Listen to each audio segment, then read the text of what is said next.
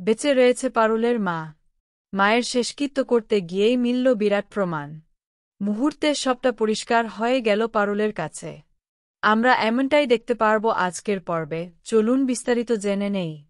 পারুলের মা পারুলের সাথে একবার দেখা করার জন্য ছটফট করতে থাকে।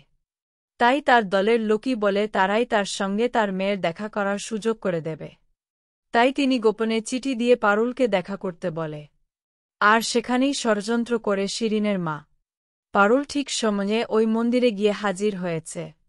মায়ের জন্য অপেক্ষা করার পর পারুলের মা এসে দাঁড়ায় পারুলের সামনে। যদিও তখনও তার মুখে চাদর দিয়ে আড়াল করা ছিল। পারুল মাকে দেখে একেবারে ছুটে যায় মায়ের কাছে।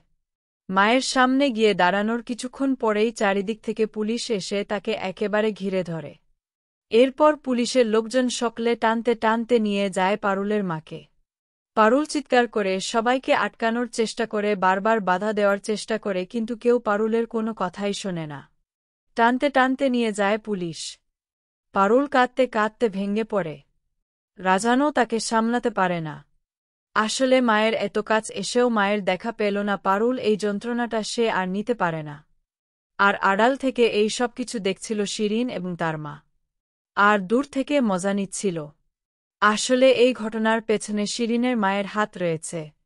শিরিনের মা তো এই গোটা ষড়যন্ত্র পিছনে আছে। শিরিনও জানত না কিভাবে তার মা এই সমস্ত কিছু প্ল্যান করেছে। আসলে শিরিনের মা আগে থেকেই হোটেলের একজন স্টাফকে দিয়ে পারুলের ফোনে মাইক্রোচিপ লাগিয়ে দিয়েছিল। আর সেখান থেকে পারুলের সমস্ত কথোপকথন নিজের ফোনে শুনতে পাচ্ছিল। আর সেখান থেকেই পারুল কখন কোথায় তার মায়ের সাথে দেখা করতে যাবে সেই সমস্ত তথ্য জানতে পারে। আর সেই সব তথ্য গিয়ে পুলিশকে জানিয়ে দেয়।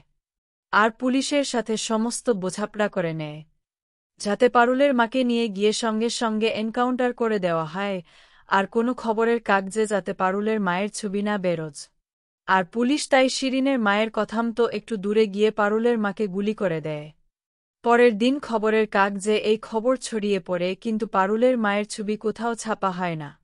পারুল তো এই খবর জানতে পেরে নিজেকে আর সামলে রাখতে পারে না। তার সঙ্গে দেখা করতে এসে তার মায়ের মৃত্যু হয়েছে এই কথাটা কিছুতেই মানতে পারে না।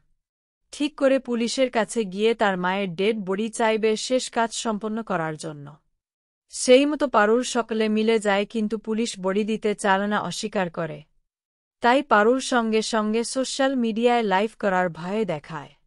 এদিকে এই সমস্ত ঘটনার সাথে পারুলদের যেই প্রাক্তন পুলিশ অফিসার সাহায্য করছিল তিনিও জড়িত আছেন। তারও এর পেছনে কোন স্বার্থ আছে। তাই অন্য একজনের বড়ি দিয়ে পারুলকে চুপ করানোর কথা বলেন তিনি। পারুল সেই বড়ি নিয়েই শেষ কাজ করতে যায়। কিন্তু বারবার মুখাগ্নি করার সময় আগুন নিভে যাচ্ছিল। আর তখনই সেখানে পুরোহিত জানান পারুল যার শেষ কাজ করতে এসেছে তার সঙ্গে পারুলের কোনো রক্তের সম্পর্ক নেই। তখনই পারুল বুঝতে পারে হয়তো তার মা এখনো বেঁচে রয়েছে। এটাই বাবা ভুবনেশ্বরের ইঙ্গিত। এবারে দেখা যাক কি হয় আগামী পর্বে।